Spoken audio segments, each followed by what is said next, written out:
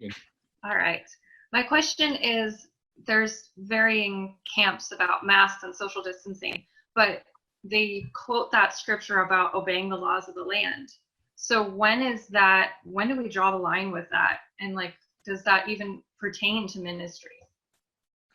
This is my thing, is you want people to be receptive. And so whatever you can do to have them be receptive. Okay. I put a thing on my Facebook 2 months ago, and I said, hey, guys, go to Costco, take some tape, draw a 2 foot by 2 foot square, make a square, pray over it, pray the release of the kingdom on it, and pray, and then ask people if they need healing or they need to feel God's presence or touch from God, and step in the square. Now, the truth is you don't have to have a square, but people kind of sometimes need a visual. You know what I mean? They kind of need something to kind of give them a little bit of parameter. God doesn't need your square, but it does help people sort of get a sort of an understanding and sort of have a connection point with that. And so we did that, and people were writing all these messages. People were getting touched. People were getting healed. People were getting transformed. I mean, it was incredible. When a nation and the world is at a place of brokenness and fear and hurting, that's the time to shine the light. Mm-hmm. And so when the authorities are saying, hey, don't go out and do this, but Jesus says, go out and do this, you decide who you're going to obey, is my point to you. You decide who you're going to obey. Now, if it's me, I'm going to go and I'm going to pray for people. Why? Because Jesus said to do it. And if I die in the doing of it, guess what that makes me? That puts me in the closest place to the throne in heaven. And so I'm not saying anything about what any other pastors have said. They can say whatever they feel like God spoke to them or what they're supposed to do. But I feel like for me, I'm sitting here going, enough is enough. And right now we need to be the demonstrate. People need Jesus. And let me tell you something. This is tragic. When all of a sudden we're seeing, the abortion clinics full and the church is empty. And we're seeing, Costco and Walmart are full and the churches are empty. Well, what is God doing? I think he's trying to get the church to start meeting in Costco and start meeting in Walmart and start where you can go.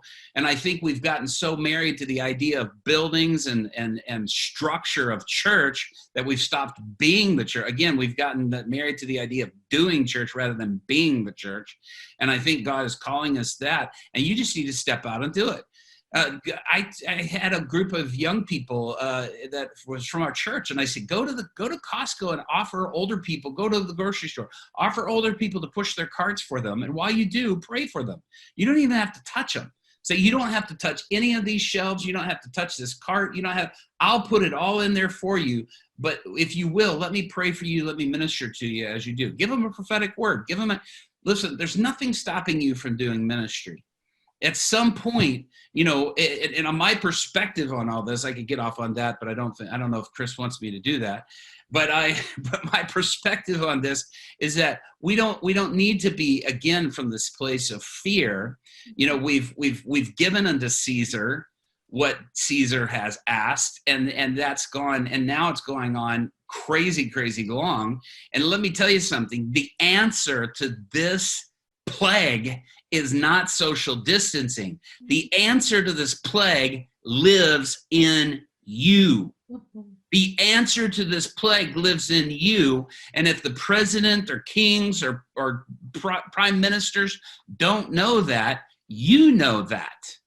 And we need to do that. I had a pastor call me from Michigan, and he said, I want you to come and speak in my church. He goes, but you know what's going on with our governor in Michigan? We're currently in a lawsuit. There's a bunch of churches. He goes, I was arrested, Mirandized, arrested, and thrown in jail because we continued to meet as a church.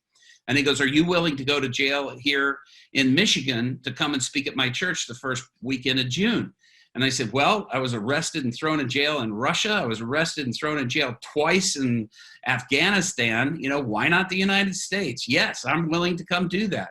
And people have written me all these messages, like, you're not obeying the authority of the land and you're putting people at danger. I am putting people at danger by not going and doing a healing conference that will transform their community.